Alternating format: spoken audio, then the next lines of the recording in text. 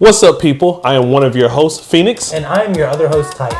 And welcome to NTAT. Don't forget to like and subscribe.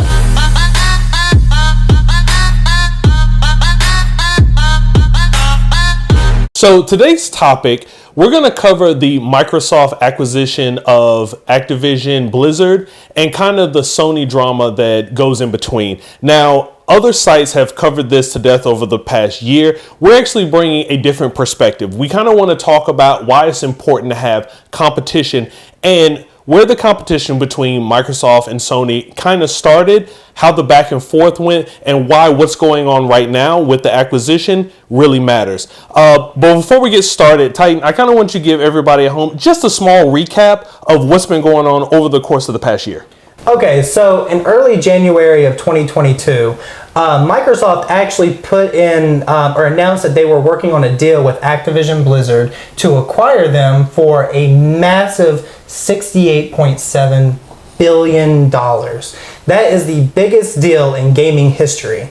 And so Sony, of course, they had to come through and they were actually accusing Microsoft of being harmful for the gaming and competition industry. Mm-hmm. So this accusation caused the UK CMA and the US FTC to launch an investigation into Microsoft to see if they were actually being harmful to the industry. Right. And what they found is that Microsoft had plans in place to allow other companies to use Activision Blizzard's intellectual property, which means that there was no harm done. All right, so that's just a general recap of everything that's happened. Do you want to take us back to 2006 and tell us kind of what's leading up to this? Yes. So in order to get an idea of the perspective that we're coming from with this, it's not about Microsoft good, Sony bad. Actually, it's quite the opposite. Competition is great for us. And Microsoft and Sony has actually had a very healthy, very healthy competition since everything got started. So going back to 2006, I think it's important for the audience to get a perspective from two different sides, mine and yours. Okay. So going back there in 2006, Sony was launching the PS3.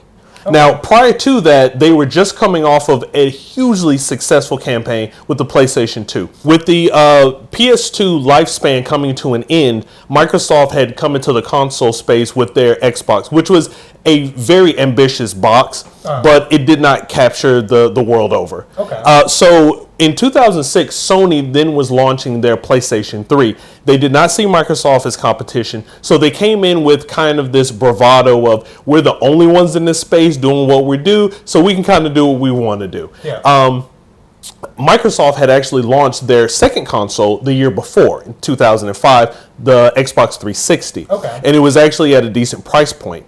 So Sony's price point was higher than the PlayStation 5 is today. That's ridiculous. It landed at the top SKU was $599 with a secondary SKU of $499, while the PlayStation 5 in 2023 comes in at $499. That's outrageous. They had so much confidence in what they were doing and saw Microsoft as so little competition. They even stated that you would get a second job in order to afford their system.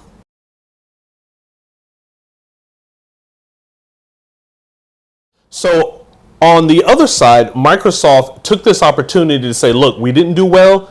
We need to make this work. Yeah. So not only did they come in with a price point that was better than Sony, they had a very robust online system. They had a lot of innovation. A lot of people don't know this, but Netflix actually launched their streaming service on the Xbox 360. Wow, I didn't know that either. During that time, you could not stream anywhere except for the Xbox 360. That was the first platform to do it. They also had what we call now indie games and on Xbox Arcade. And so they had indie games, they had retro games. It was an extremely fun service. Then they had Summer of Arcade, where they would bring in a bunch of new companies who would put brand new indie games on the system every summer, and everybody would, oh man, this is a brand new game. I think Shadow Complex was a really popular game back then. Okay. All right, and this was also coupled with some great exclusives, something that people aren't used to seeing from Microsoft. That came with some Japanese exclusives like Blue Dragon and Lost Odyssey, along with some of their heavy hitters like Halo, Gears of War. Also, the very first Mass Effect was a Xbox exclusive. That's really cool. Now, on the other side, of course, with Sony, they had a very poor UI. They had a middling online experience. The exclusives were always great, but the third-party games played horribly on the system during the PlayStation 3 lifespan. So my experience is actually a little bit different than you because I was actually a kid during this era. Right. So growing up, I've always had just PlayStation. I started with the PlayStation 1, 2, 3. And at the time, my parents were the only people that had the Xbox that I knew of. Right. And the only game that they played was Left 4 Dead. So that was like the only game that I had experience with the Xbox on. I never knew that there was even a competition between Xbox and PlayStation at the time because really I only saw one. The only other person I knew that had an Xbox, shout out to Landon, I would go over to his house and we'd play like Splinter Cell and stuff like that. But that was really the only introduction to the Xbox that I had, so I didn't see any of this stuff. And your first PlayStation was when? For the PlayStation 3, I think that I got the PlayStation Slim that was released in 2009. Right, which was a much lower price point. Right, and it was 3 years after they were getting pummeled by Microsoft. Yeah, and see, even during that time, I didn't know about price points. I wasn't the one paying for the Exactly. So I wasn't getting a second job to pay for it. Exactly. So my experience is definitely a lot different than other people's. So when I was studying this topic, it was a lot of really new stuff to me that I didn't see previous. And I'm like, I had no idea this stuff was even going on. And see, that's why it's so important for us to jump on this topic, because what you experienced in 2009, which was 3 years after their debacled launch, was the product of them having to go, we messed up. Yep. We need to fix this. And so at that point, you had a new version of their system. You had an improved UI. You had a lot of great exclusives coming out during that time, including God of War 3, which was fantastic. You had a better price point, as you talked about. So they were on their way to kind of fixing the problems that they had messed up. So when people hear, the competition between the two, this console war is bad. Well, there's a good side to it, and the good side is this.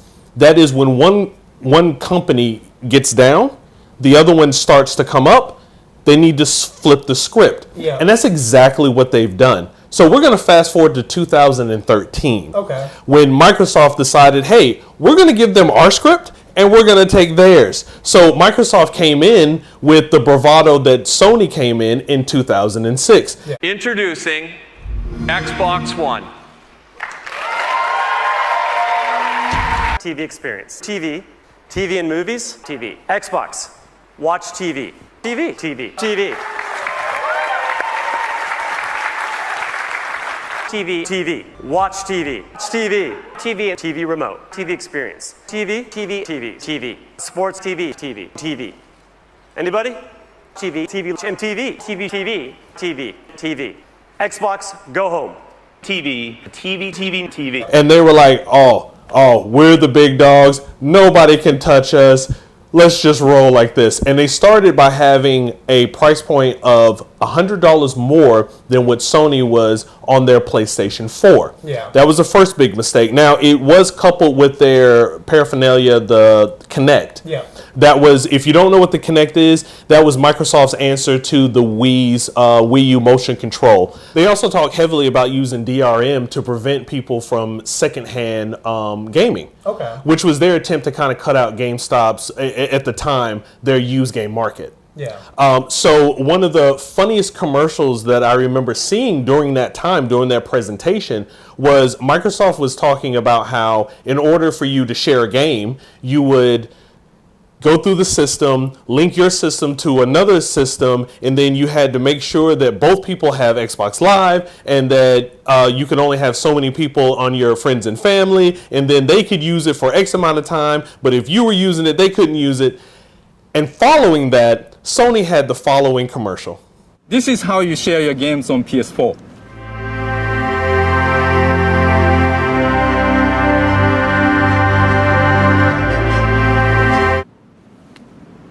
Thanks.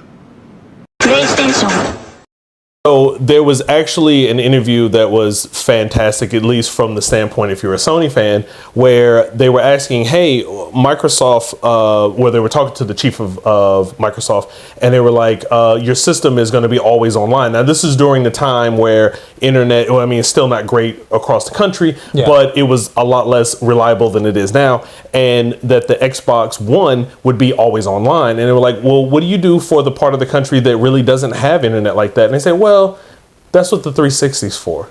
And it's like, yeah, that's not the way to go, right? So again, like I said, they switch scripts with each other. And so Sony, on the other hand, the PlayStation 4 just landed on, I mean, they hit on all cylinders. Yep. The price point was amazing. Their online offerings, tons better than what it used to be. Their exclusives and their third party were all on par. Yeah. Right. They did everything. Their campaign was amazing. Okay. So they did such a great job. They were all about customers, and that's what you see the difference between flipping and flopping. Right. Yeah. One company is going to have that bravado, and they're going to do a lot of anti-consumer activities, where the other one is like, hey, we're behind. We need to catch up.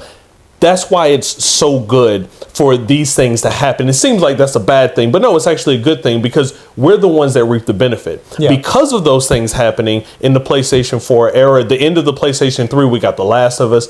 PlayStation 4, we've got a ton of amazing games, including one of my favorite, Ghost of Tsushima, at the end of that console cycle. Yeah. So we get a lot of great things. So coming into currently, the script tried to flip again. Yep. But this is where things, and Sony is attempting to change that. So you found some things during your research. So during my research, I found that, you know, a lot of these people that are advertising or like kind of speaking up against what's going on in the world is that there is a ton of bias and false information going out there. I have found so many times when a person will slander either Sony or Microsoft against things that are true against the other company as well. Right. So it's like there is a very big divide between Microsoft and Sony's customer base. And a lot of people aren't getting the true information about both companies. They are only hearing one side or the other. And it's causing, I feel like that's hurting companies just as much. I agree. It goes along with something that came out. So one of the definitions the CMA was using and Sony to go against Microsoft for this acquisition was that what's called the high-end console. And during the high-end console for the Japanese market, that excludes both Steam Deck and Nintendo. Which isn't good because Nintendo actually trumps both Microsoft and Sony in the Japanese market. Yeah. But by removing them, that made it seem as if Sony has 98% of the market share in Japan. That's crazy. So they attempted to use this definition, as you talked about, which is actually factually false, to kind of hamper the acquisition. Well, it didn't work. And as a matter of fact, what has happened now is that same definition is being used against Sony. Yep. As we have some lawmakers who's like, hey, wait a minute, something's wrong here. Why is the American company with only 2% of the market share and the Japanese company, Sony, having 98%? That's a monopoly. So we need to take a look at this. This is against trade agreement. Now, the reality, the truth of it is that's not the case. Yeah. But because they decided to use this definition, now it's being used against them. And this is where you have people on both sides of the fence taking sides without having full information. Yeah. And see, this is currently where Sony is trying to change that flip-flop. Yeah. Now, Sony has, yes, now taken Microsoft's script from the last console generation, as they have done a lot of anti-consumer things, including their gaming price point. They were the very first ones before we were going through this inflation of having games at $70. They made it a lot harder if you bought a game on PlayStation to transfer it over to the PlayStation 5. Yeah. They attempted and had to kind of course correct by shutting down some of their PlayStation stores where you wouldn't have availability to their PSP games, PS Vita games, and PS1 games. Where Microsoft, on the other hand, again, has taken the hero stance where they've been a pro-consumer. And that's with Microsoft Game Pass and Easy Share and a number of other innovations that they've had. But this time, the difference is, unfortunately, a lot of the fans. Yep. because this time Sony has a huge mind share across the world. And when a company has too much mind share, they can kind of do anything they want. We kind of see this with Apple when it comes to their products. In the past 5 years, every new phone that comes out, what is the one thing that changes? The camera. The camera. Oh my God, guys, I've got a new $1,500 phone and it has a new camera.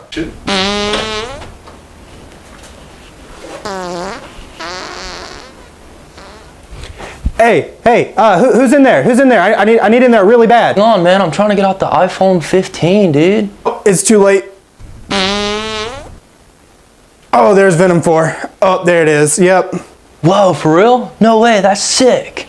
Well, I appreciate it. Well, I'm going to go to the bathroom down the hall and make the PlayStation 6. So feeding off what you were saying is that Sony right now has lost me as a customer. Like I said, from the beginning of my existence to about the PlayStation 4, I've always had Sony products. But then it became over time when Sony stopped giving us anything. Microsoft started putting out stuff, Game Pass, all this stuff. And so when I switched over to PC finally, I started seeing how much Microsoft actually has to offer. Right. I started seeing Game Pass. I'm starting to be able to play games at a fair price point without having to spend $60 every time I want to try something out. 70 actually. 70, yeah. And it's like it became to the point where I couldn't play new games because it was either I was going to drop a ton of money on a game that I might not even like. Correct. Now I can put in, an hour to a game and be like, oh, hey, this ain't really what I want. I'm not hurting anything. Right. And so one of the things that I think that sets Microsoft apart right now is that they are willing to take a profit loss for a short time. They are willing to put money into their company to gain more people. Sony refuses to give us anything.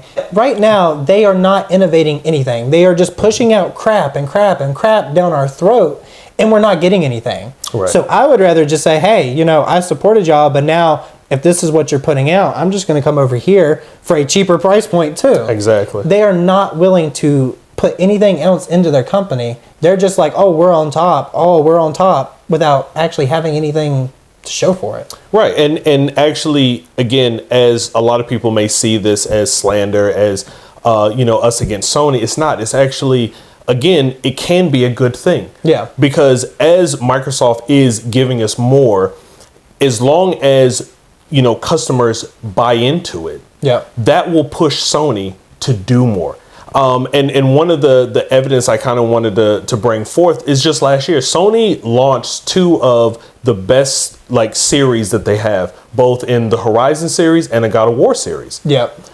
But there was one third-party game that just, as far as mind share, because both games sold very well, especially for exclusive that's only on their platform. But there was one game that just trounced both of them. So much so that Horizon was almost forgot about that even came out. And that was Elden Ring. Yes. Because Elden Ring came in with something different, something new, something innovative.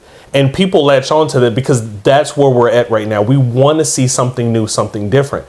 And the consensus during the time, because Horizon came out, I believe, day and date with Elden Ring. Did it? Was that this game's good.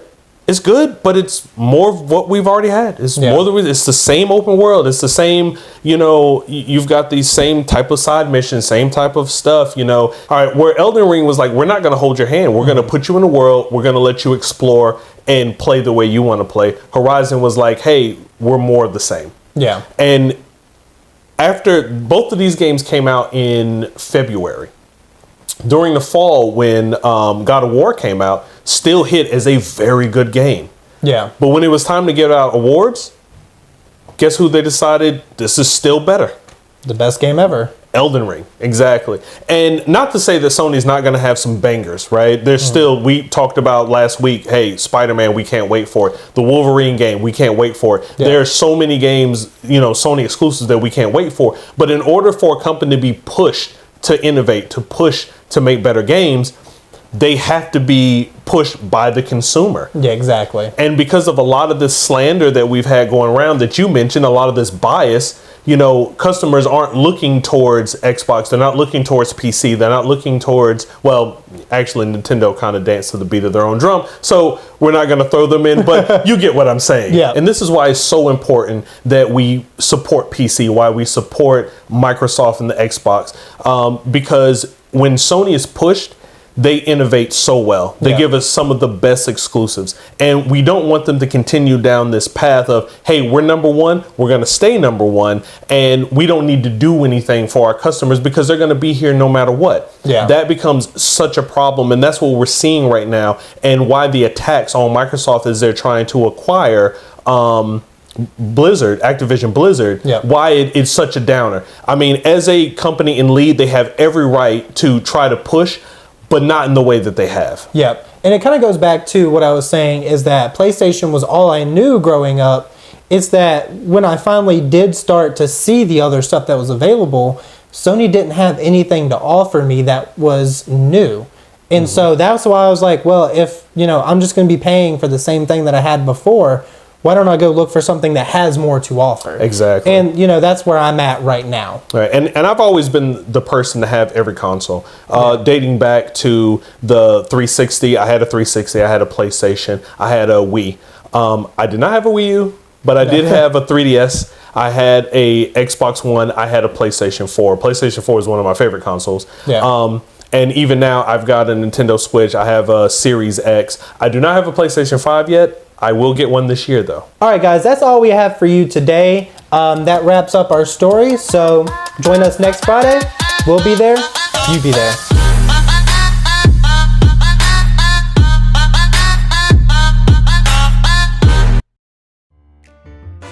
What's up, people? I'm one of your hosts, Phoenix. And I am...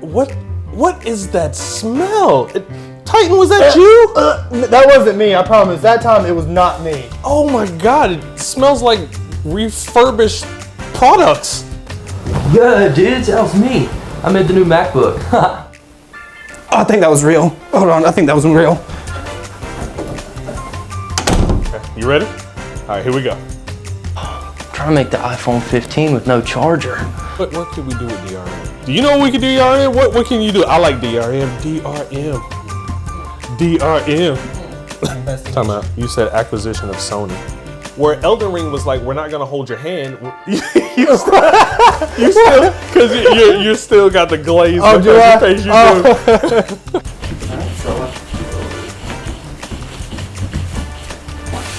Take one poop in. And action. Actually, this is poop cut 2.